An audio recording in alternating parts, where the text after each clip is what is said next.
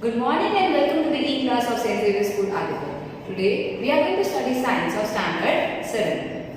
Chapter number 1, that is nutrition in plants, part 2. So children, yesterday in my last class we have studied about what are the nutrients, how these plants are and how many nutrients are present in the food. Then there are two modes of nutrition, heterotrophic and autotrophic, and the plants are the autotrophs. So how they are autotrophs? They prepare their own food, that's why they are known as autotrophs.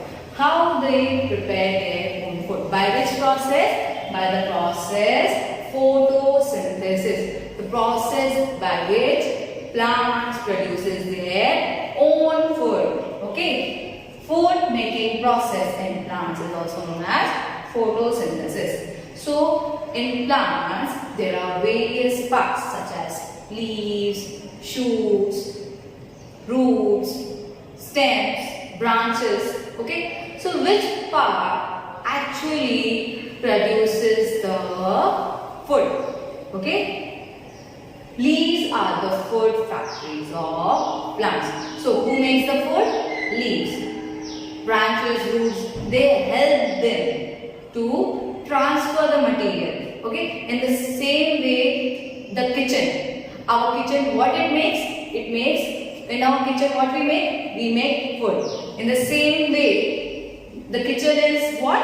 The leaves. In the leaves, the food is formed. The synthesis of food in plants occurs in leaves. Therefore, all the raw materials must reach there. So, all the ingredients where we take towards the kitchen. We keep it in the kitchen and Mama makes food for us. In the same way, all the raw materials should reach to the leaves. Water and minerals present in the soil are absorbed by the roots, transported to the leaves. Let's see where the roots are. The roots are in the soil.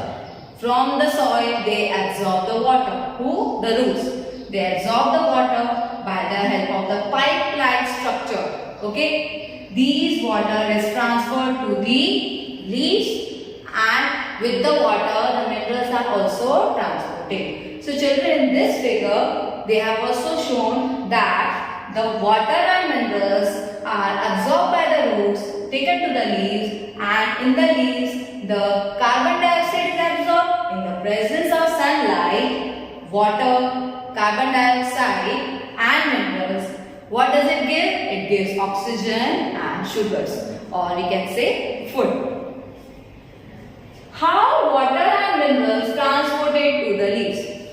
What I said, that from the roots they get absorbed, okay, and from the pipe-like structure they are transported to the leaves, which is on the up portion.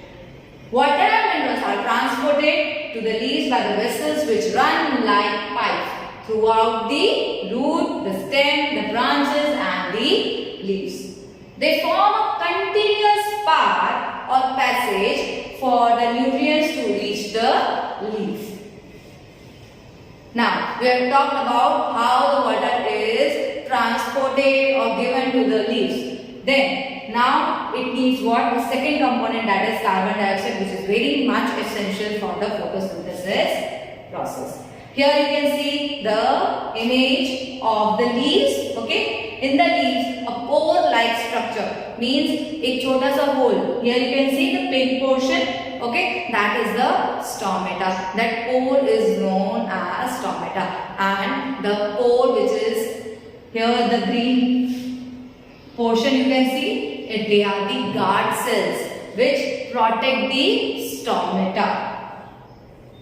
So, how this stomata is useful for the carbon dioxide? Carbon dioxide from air is taken in through the tiny pores present on the leaves surface, and these pores are surrounded by the guard cells. Such pores are called stomata. So children, this is the definition of stomata. Okay, please underline in your textbook as well. Then, process of photosynthesis, same image again. Okay, here the stomata are present from which the carbon dioxide is taken. Now from the roots, the water and minerals have been taken. दो component तो हमने how it is reaching to the leaves we have known. Now how the sunlight is absorbed by these leaves. So children, in each and every green plant, there is a pigment known chlorophyll pigment. Okay? The chlorophyll pigment is very much essential for the photosynthesis process. So the leaves which are having green pigment called chlorophyll, it helps the leaves to capture the sunlight, okay, the energy of the sunlight. This energy is used to synthesize or prepare the food from carbon dioxide and water.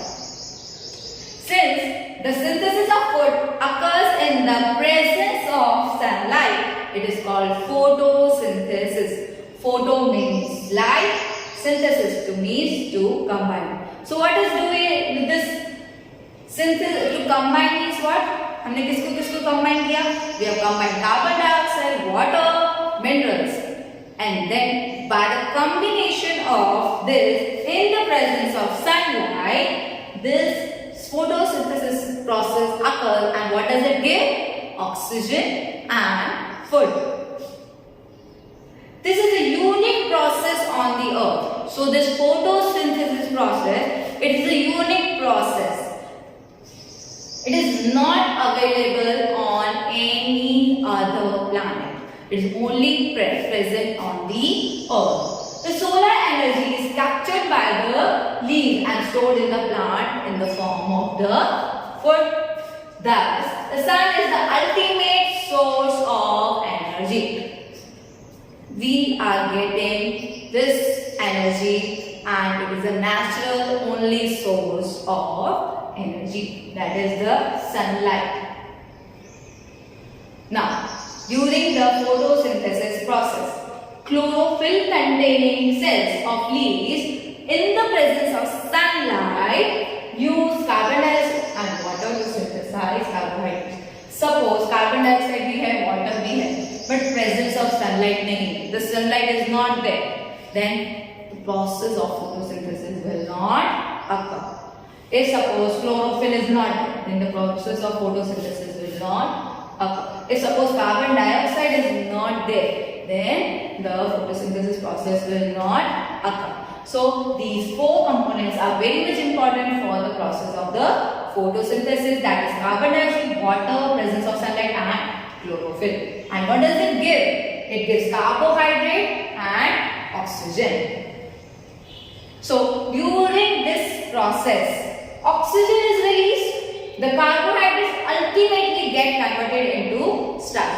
बहुत सारा carbohydrate, the complex form of the carbohydrate form is known as starch. The presence of starch in leaves indicates the occurrence of the photosynthesis. Okay, if the starch is present in the leaves, that means the photosynthesis process has been occurred. That's why only the starch is present. The starch is also a carbohydrate. Now, if there is no process of photosynthesis, just imagine children, if we are not getting food for some days, then we can survive. Okay, for some days. If we don't drink water for some day, then for 1 or 2 days, then also we can survive. Can we survive without oxygen 1 or 2 hours also, or for some minutes also? No, it's not possible. So if the plants are not there, then how we will get oxygen?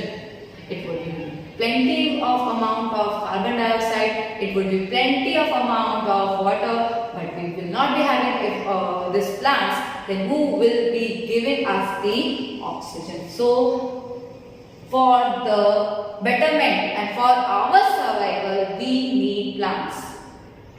In the absence of photosynthesis, there would not be any plants. The survival of almost all living organisms, directly or indirectly, depends upon the food made by the plants. So we all are directly or indirectly connected to the plants.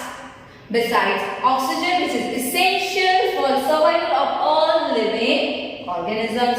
In the absence of photosynthesis, life would be impossible on Earth. So children, we have studied about what is the process of photosynthesis, how this photosynthesis process is occurring, which are the main ingredients for this process, how these plants get these things, these four components for the production of the photosynthesis, this whole process. Okay children, this was all about the photosynthesis. Thank you and have a nice day.